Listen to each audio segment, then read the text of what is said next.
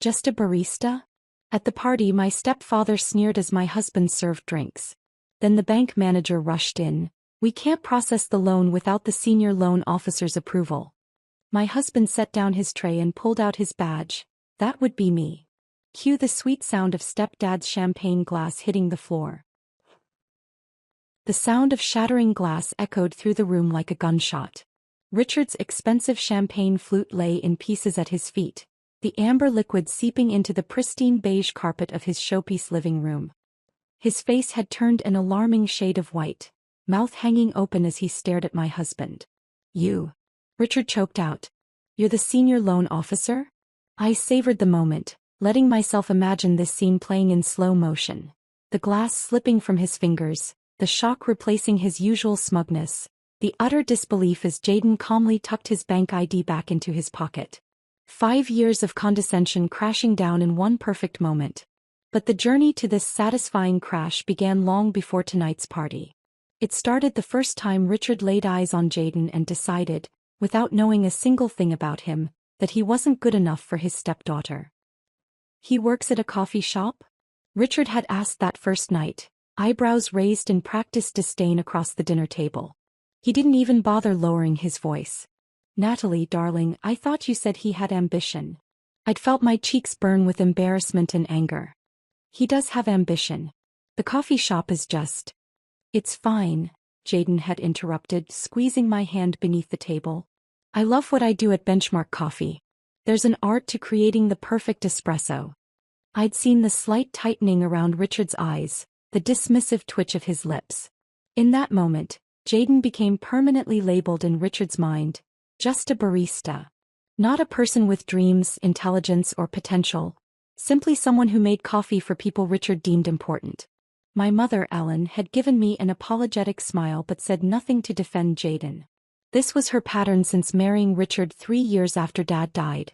Smoothing over his rudeness, making excuses for his behavior, choosing peace at any cost. Richard's just protective of you, she'd whisper later. He wants what's best for your future. What's best for me is someone who treats me with respect and kindness, I'd fired back. Someone who makes me laugh and supports my choices. Jayden is that person. Mom had sighed, patting my hand. Just give Richard time to see that too. But time only deepened Richard's disapproval.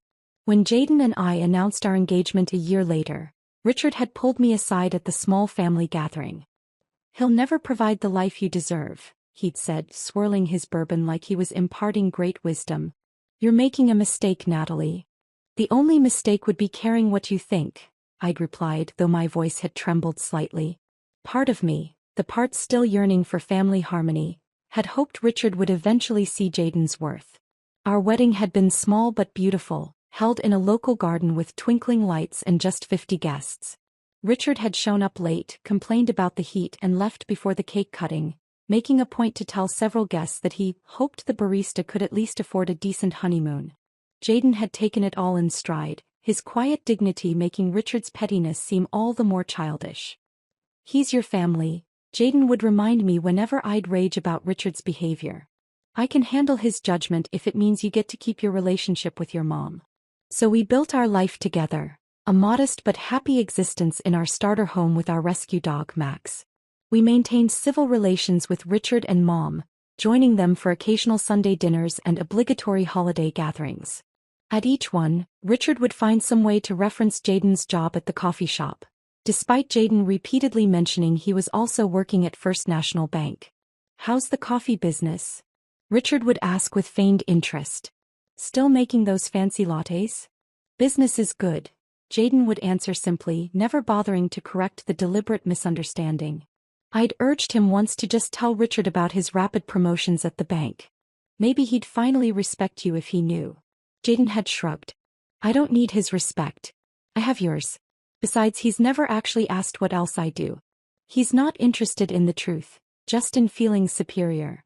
When the phone rang last Tuesday evening, I'd had no idea it would set in motion the events leading to tonight's perfect moment of justice. I'd been cooking dinner, hands covered in breadcrumbs as I prepared chicken parmesan. Can you get that? I'd called to Jayden, who was setting the table. He'd picked up and I'd watched his expression shift from neutral to carefully controlled as he'd said, Hello, Richard. Pause. Yes, she's right here. I'd wiped my hands and taken the phone, already irritated. What is it, Richard? Natalie, I'm hosting an important business gathering this Saturday, he'd said, his voice tense. I need you to come help your mother. She's overwhelmed with the planning. Is everything okay? I'd asked, catching something unfamiliar in his tone. Not the usual confidence, but something closer to anxiety. Everything's fine, he'd snapped. Just some key investors and banking officials. Very important for the business. Your mother needs support. Jaden and I will both come, I'd said firmly. The silence had stretched long enough that I'd thought he might have hung up. Just you would be preferable, he'd finally said. This is a sophisticated event. My blood had boiled. Either we both come or neither of us does. Your choice. After another painful silence, he'd conceded. Fine. He can help tend bar if he wants to make himself useful. God knows we could use the extra hands. Just make sure he wears something appropriate. Not those hipster coffee shop clothes. I'd nearly hung up on him, but then Mom had come on the line, her voice pinched with worry. Please, Natalie. This party means everything to Richard right now. The business is facing challenges. He needs to impress these people. And so, against my better judgment, I'd agreed, not realizing I was setting the stage for Richard's champagne glass to hit the floor in what would become the most satisfying sound I'd ever heard. So your husband makes coffee for a living? The bank manager had asked me minutes earlier, watching Jaden efficiently mixing drinks behind the bar. Richard mentioned something about him being a barista? I'd smiled, years of practice keeping my expression pleasant while rage boiled beneath.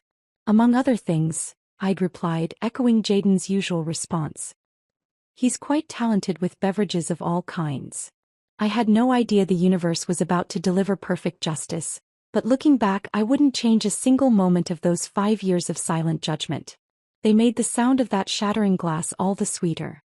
I had no idea then that Richard's sterling manufacturing wasn't the success story he'd always painted it to be. 4 years he'd boasted about his empire at every family gathering. The contracts with major retailers, the expansion into 3 states, the ever-growing workforce. His success had been his identity, the measuring stick by which he judged everyone else's worth, including Jaden's. The first hint that something was wrong came 3 weeks before the party. Mom called me at 11:30 p.m., her voice thin with worry. Natalie? Are you awake, honey?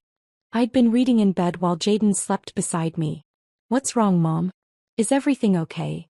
Everything's fine, she said automatically, but the tremor in her voice betrayed her. I needed someone to talk to. Richard's been at the office until midnight every night this week. When he comes home, he locks himself in his study with a bottle of scotch. Is the business in trouble?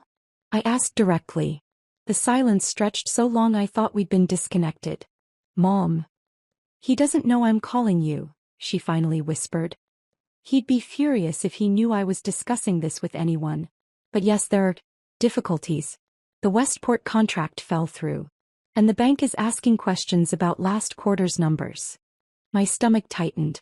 How bad is it? He won't tell me exactly. But he's selling his boat. The significance wasn't lost on me. Richard's 38-foot cabin cruiser was his prized possession. The symbol of his success he loved to show off during summer gatherings. What can I do? I asked, though I wasn't sure what help I could offer. Nothing, dear. I shouldn't have bothered you. I just needed to hear a friendly voice. She paused. Actually, there is one thing. Richard's hosting a party for potential investors next month. It would mean a lot if you could come. Help me make everything perfect. He needs this to go well. That was the first mention of the party that would eventually lead to Richard's champagne glass shattering on the floor. Over the next 2 weeks, Mom called 4 more times, always late, always when Richard wasn't home. Each call revealed another crack in Richard's carefully constructed facade. The second mortgage they'd taken out on the house. The missed payroll that Richard had covered from their personal savings. The potential investors who kept backing out at the last minute. What happened? I asked during one call. Richard always made it sound like Sterling was practically printing money. Mom sighed heavily. It was for a while. But Richard made some gambles that didn't pay off. He invested heavily in a new production line for a contract that fell through. Then he tried to expand too quickly into the West Coast market without proper research. I wasn't entirely surprised.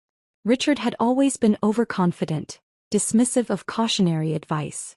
The same qualities that made him demean Jaden's career choices had apparently infected his business decisions. The party's been moved up, Mom told me during her most recent call. It's this Saturday now. Richard says we can't wait any longer. First National Bank is reviewing his loan application, and he needs to impress their executives. I'd nearly choked on my tea. First National? That's where Jaden... I know, dear, Mom interrupted. That's partly why I'm calling. Richard doesn't know where Jaden works. He's never bothered to ask beyond that coffee shop. It might be awkward. Awkward was an understatement. Jaden had been with First National for 4 years, working his way up from entry-level to senior loan officer through dedication and night classes. He now oversaw all commercial lending for the region, which would include Richard's application. When I'd hung up with Mom, I turned to find Jaden standing in the kitchen doorway, concern etched on his face. "Your mom again?" he'd asked softly. I nodded, explaining Richard's financial troubles and the hastily arranged party. "He's applied to First National," I finished. "Your bank." Jaden's eyebrows rose slightly. "For how much?" Mom didn't say, but from the sound of it, enough to save the entire company. I bit my lip. "What should we do? Should we tell him you work there?" Jaden considered this, his expression thoughtful. "If we tell him now, he'll just find another bank. Or he'll try to use our connection improperly." He shook his head. "Better to let the application process work as it should. My team will evaluate it on its merits." "But the party's specifically to impress bank executives," I pointed out. "Executives like you." A small smile played at the corners of Jaden's mouth. "Well, then I should definitely attend, shouldn't I? Richard specifically suggested you could make yourself useful by tending bar," I reminded him, still annoyed by the condescension. To my surprise, Jaden nodded. "I'd be happy to. I still enjoy mixing drinks. Did 4 years of it to pay for college, remember?" I stared at him. "You'd actually serve drinks at Richard's party? After how he's treated you?" Jaden came over and took my hands in his. "Look, I don't care what Richard thinks of me. Never have. But I know you care about your mom, and she's clearly stressed about this whole situation." His selflessness made my throat tight. "You're a better person than I am.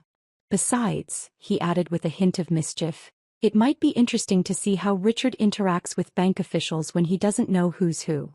The day before the party, I overheard Mom on the phone with Richard's assistant, Jennifer, frantically finalizing details. "The caterer needs final numbers by noon. Yes, the rental company is delivering the extra glassware at 4. Has Richard confirmed which executives from First National are attending?" Mom's voice grew more strained. "He hasn't. But Jennifer, the party is tomorrow." After she hung up, I brought her a cup of tea, noting the dark circles under her eyes. "Everything okay?" "Richard's being impossible," she admitted. "He won't delegate anything, but he's too busy putting out fires at the company to handle the party details. And he keeps changing the guest list." "Has he researched who he's meeting from the bank?" I asked carefully. Mom shook her head. "Jennifer says he keeps saying he'll review the background materials she prepared, but he hasn't touched them. He's flying completely blind." I thought about telling her then. About explaining that Jaden wasn't just a barista, that he was actually a decision-maker at the very bank Richard was courting. But something held me back. Perhaps it was years of watching Richard dismiss my husband without bothering to know him. Perhaps it was the knowledge that Richard had created this situation himself, through his own arrogance and carelessness. Or perhaps it was because I knew deep down that Richard needed a moment of reckoning, a chance to see beyond his prejudices and recognize the consequences of his assumptions. "Don't worry, Mom," I said instead, patting her hand.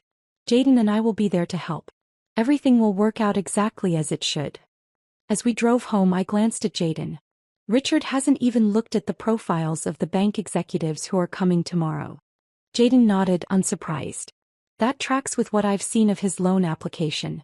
It's ambitious but sloppy. He's counting on charm and reputation rather than solid business planning." "Will his loan be approved?" I asked hesitantly. Jaden kept his eyes on the road. "That will depend on tomorrow's meeting. And whether Richard can demonstrate that he's learned from his mistakes." Little did I know just how educational tomorrow's party would be, For all of us.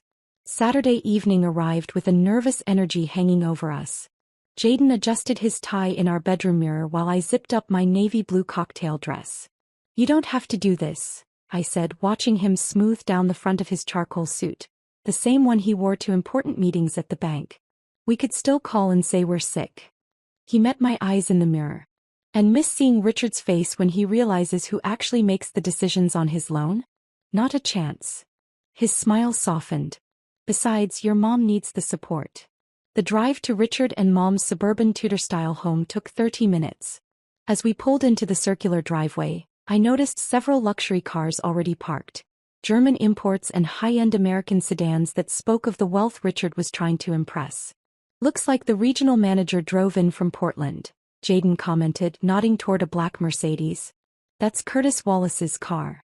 He doesn't usually attend these events personally." My pulse quickened. Is that good or bad for Richard?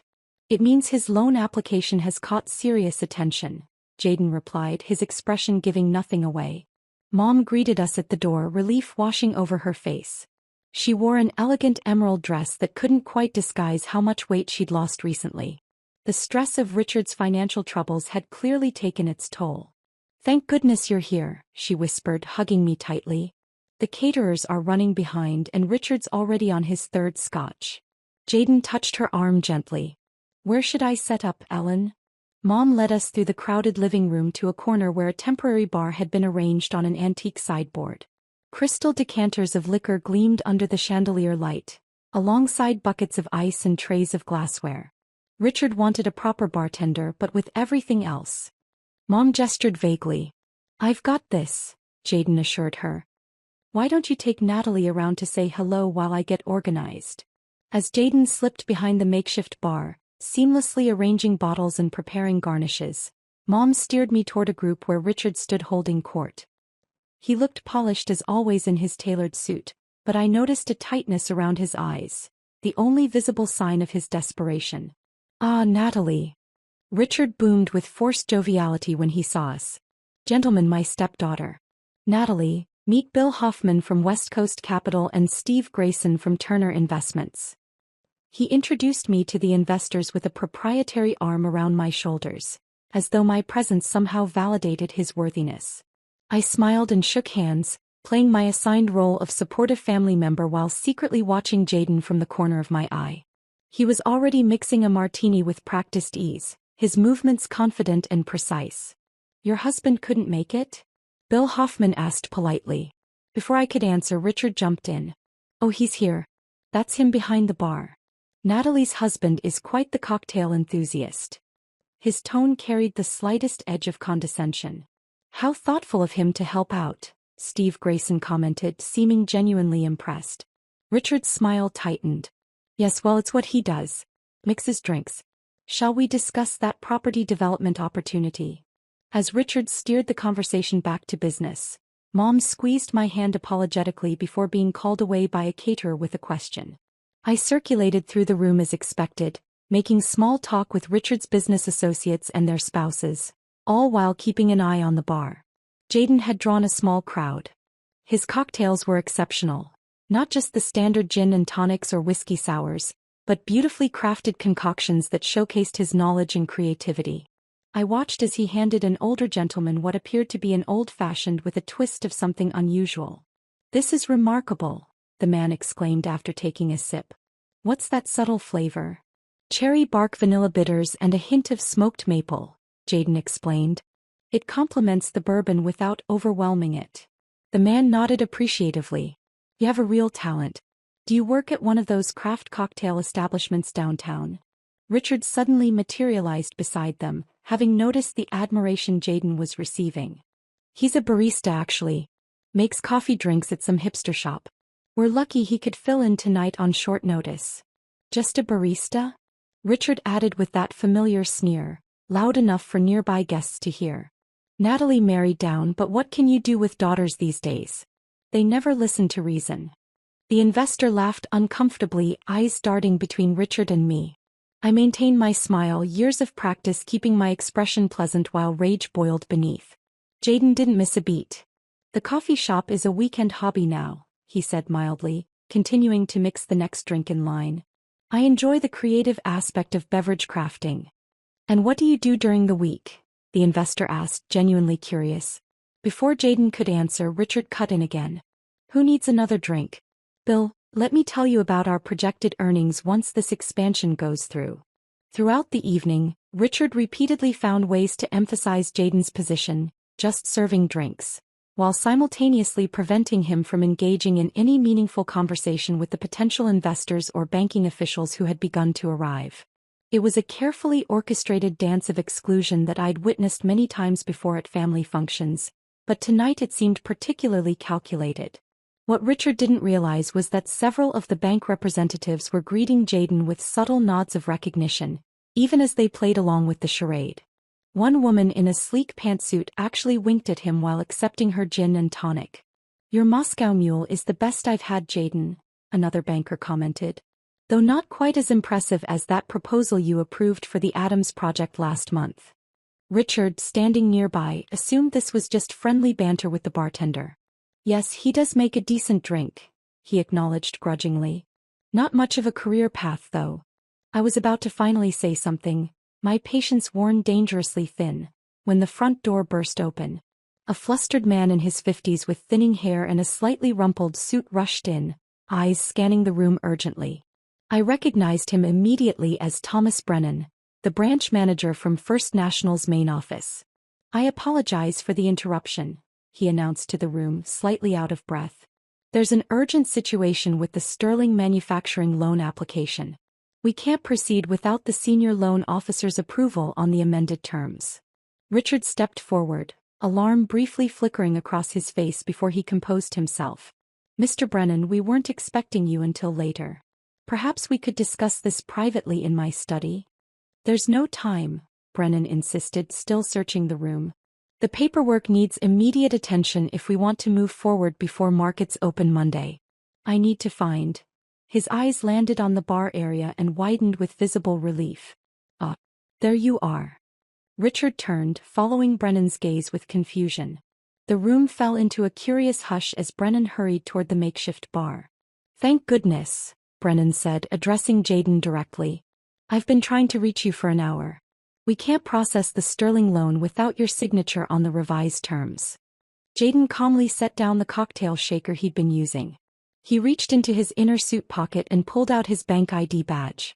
That would be me, he said quietly, the simple statement landing like a thunderclap in the silent room. That would be me, Jayden said quietly, the simple statement landing like a thunderclap in the silent room. 4-3 heartbeats, absolute stillness reigned. I watched comprehension dawn across faces throughout the room. First confusion, then surprise, and finally understanding. Several of Jayden's colleagues from the bank exchanged knowing glances, some barely suppressing smiles. Richard's face went through a more dramatic transformation. His expression shifted from irritation at the interruption to confusion as he looked between Brennan and Jayden. When his eyes landed on the bank ID badge in Jayden's hand, the one clearly displaying senior loan officer beneath Jayden's photograph, his face drained of color so rapidly I thought he might faint. I don't understand, Richard finally managed, his voice uncharacteristically small. He'd automatically reached for his champagne glass, gripping it like a lifeline. You're the barista. The entire room had gone quiet enough to hear a pin drop. Even the caterers had frozen in place, sensing the dramatic shift in atmosphere. Jayden stepped out from behind the bar, straightening his tie in a gesture I recognized from countless mornings before he left for the bank. When he spoke, his voice carried the same calm authority I'd heard him use during work calls, professional, measured, and utterly confident. I started as a barista while putting myself through school, Jayden explained, not just to Richard but to the entire room. I still work weekend mornings at Benchmark Coffee because I enjoy it and it keeps me grounded. But for the past 4 years I've been with First National Bank. I was promoted to Senior Loan Officer for Commercial Lending 18 months ago. He turned slightly toward Thomas Brennan. I've actually been reviewing the Sterling Manufacturing application this week. I was planning to discuss it with you on Monday, but it seems we need to address it now. Richard's mouth opened and closed without sound, like a fish suddenly finding itself on dry land. Several of the investors exchanged glances, reevaluating the dynamics they were witnessing. Mom pressed her fingers to her lips, her eyes wide with shock. "You're reviewing my loan?" Richard finally managed, his voice cracking slightly. Jayden nodded. "My team handles all commercial loans above $3 million in this region." The implications were sinking in for everyone in the room. The man Richard had been dismissing all evening, for years really as just a barista, would be making the decision on whether his company survived.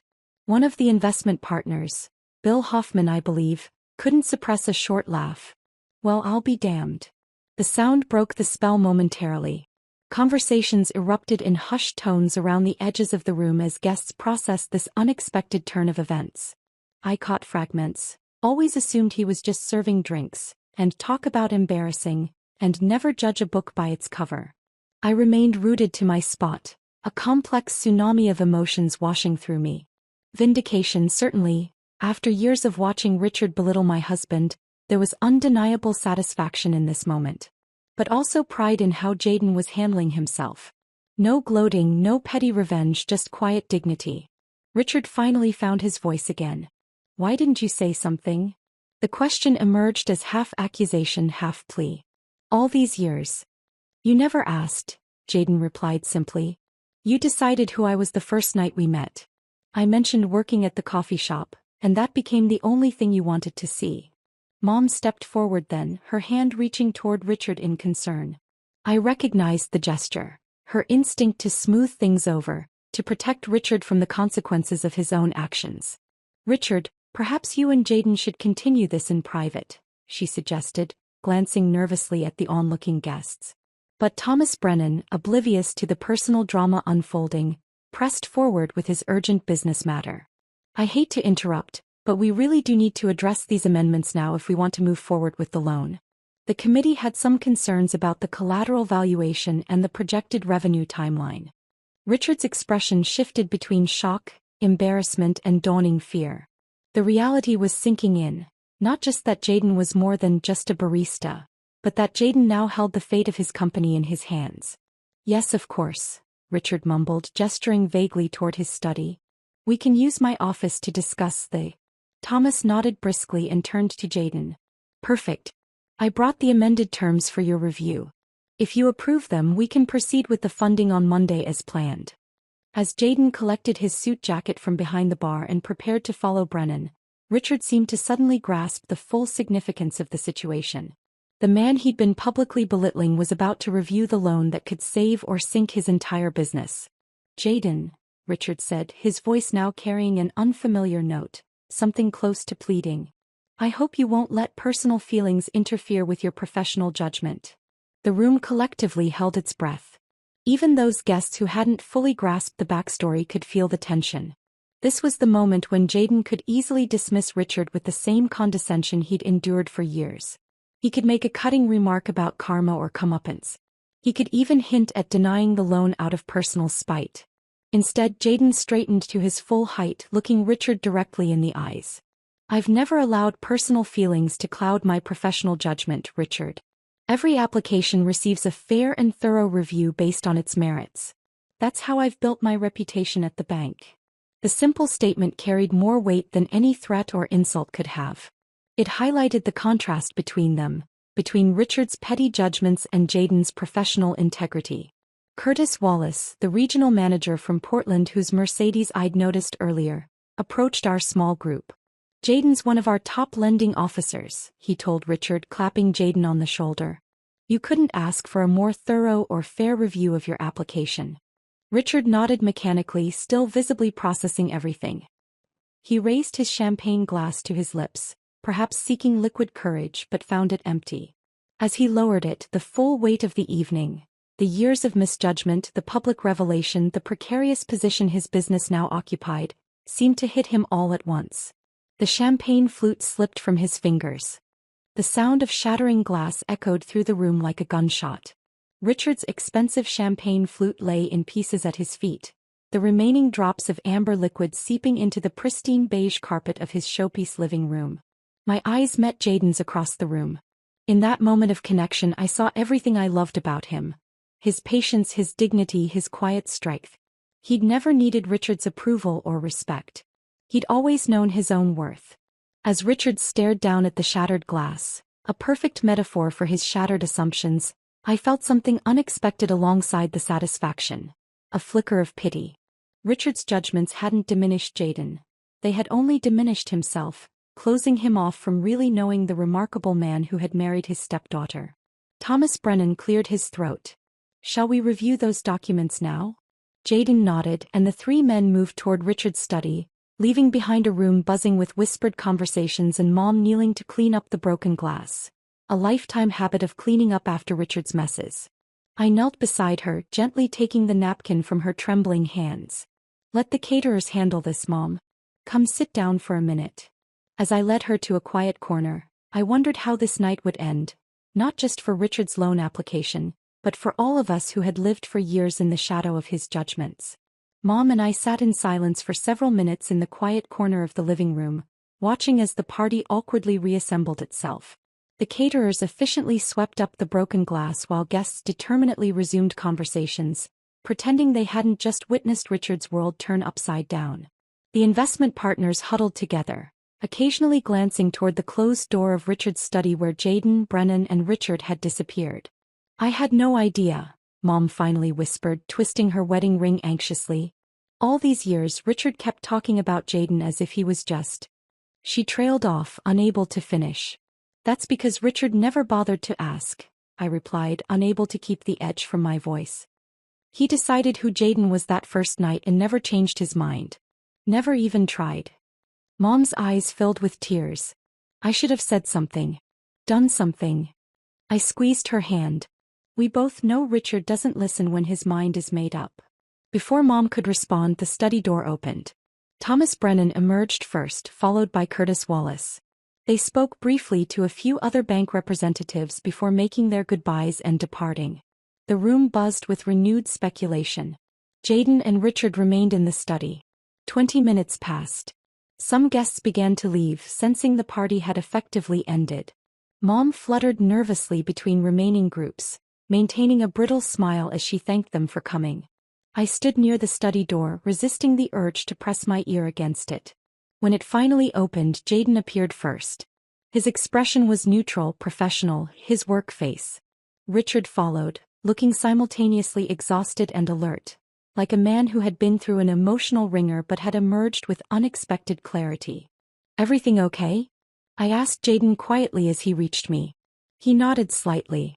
"We've had an honest conversation." Richard cleared his throat.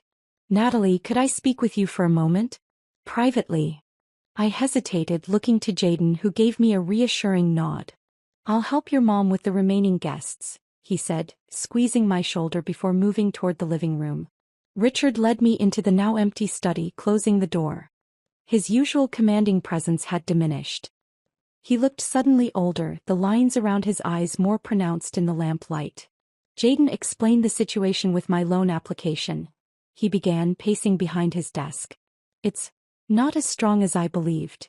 I remained silent, letting him continue without interruption. "He identified several critical flaws in my business plan that I hadn't considered." Richard ran a hand through his silver hair. "Flaws that would have been discovered eventually, probably after I'd taken on even more debt." "Is he denying the loan?" I asked. Richard shook his head.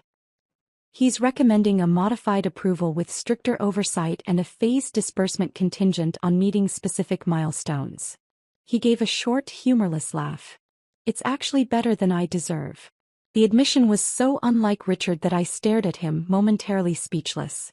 "I've been unfair to your husband," he continued, the words seeming to physically pain him. "I made assumptions about his character, his intelligence, his potential, all based on a job I deemed beneath me." "Yes, you did," I agreed, not making this easy for him. "For 5 years, you've belittled and dismissed him at every opportunity. You've made snide comments, ignored his accomplishments, and treated him like he was inferior, all without bothering to know the first thing about him." Richard winced. "I know." "No, I don't think you do," I pressed, years of bottled frustration finally finding release. "Do you have any idea how many family gatherings Jayden has endured for my sake? How many times he's swallowed his pride and accepted your condescension because he knew I wanted peace with Mom. He never needed your approval, Richard. He's always known his worth. But I needed you to see it and you refused to even try. To my shock, Richard's eyes glistened with moisture. In 5 years I'd never seen him display such vulnerability. I was wrong, he said simply. I've been wrong about many things. The straightforward admission stunned me into silence. Jayden didn't have to help me tonight, Richard continued, staring out the window at the dwindling collection of cars in the driveway. He could have denied my loan outright and been completely justified. Instead, he's giving me a chance to save my company, provided I'm willing to accept guidance and oversight. He turned back to me. Your husband is a better man than I am, Natalie. I see that now. The conversation with Richard left me emotionally drained but cautiously hopeful. When Jayden and I finally left that night, the last guests long gone, Richard shook Jayden's hand. It wasn't a warm embrace or a heartfelt apology. Richard had too much pride for that, but it was acknowledgement. A beginning. The weeks following the party brought subtle but significant changes. Richard's company entered the structured loan program that Jayden had recommended. Under the bank's guidance, Richard was forced to scale back his grandiose expansion plans and focus on stabilizing his core business. A bitter pill he might never have swallowed without the wake-up call of nearly losing everything. 3 weeks after the party, Richard called Jayden directly, not through me, to ask his opinion on a restructuring proposal. The conversation lasted nearly an hour. He actually listened, Jayden remarked afterward, genuine surprise in his voice. A month later we accepted an invitation to dinner at their house, something we'd usually approach with dread. The evening wasn't without tension, but Richard made a visible effort. He asked Jayden about his work at the bank. He even expressed interest in specialty coffee, admitting he knew nothing about the different brewing methods Jayden had mastered. Maybe you could show me sometime, Richard suggested as we were leaving. The offer was awkward, hesitant, but sincere. Over the following months, a new relationship slowly emerged from the ashes of the old. Not friendship, there was too much history for that, but something approaching mutual respect. Richard stopped introducing Jayden as Natalie's husband, and started using his name. He began consulting Jayden on financial matters, acknowledging his expertise. Most significantly, he stopped making snide comments about Jayden's weekend job at the coffee shop. 6 months after the party, when Sterling Manufacturing met its first major milestone under the loan program, Richard invited us to a small celebration dinner.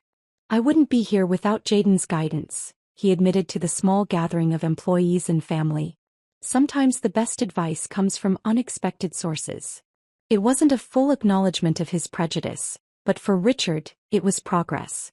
That night as Jayden and I drove home, I asked the question that had been on my mind for months. Do you think you'll ever forgive him completely? Jayden considered this, his face thoughtful in the dashboard light. Forgiveness isn't really the point, he finally said. What matters is that he's learning to see people for who they really are, not who he assumes them to be. That kind of growth is worth more than an apology. As we pulled into our driveway, he added, everyone deserves a chance to rebuild on honest ground. I leaned over and kissed him, overwhelmed yet again by the quiet wisdom that Richard had spent years overlooking. My husband had never been just a barista. He had always been extraordinary. Richard had simply refused to see it. And while the sound of that champagne glass shattering would always remain one of the most satisfying moments of my life, watching Richard slowly earn Jayden's respect was, in its own way, an even sweeter victory.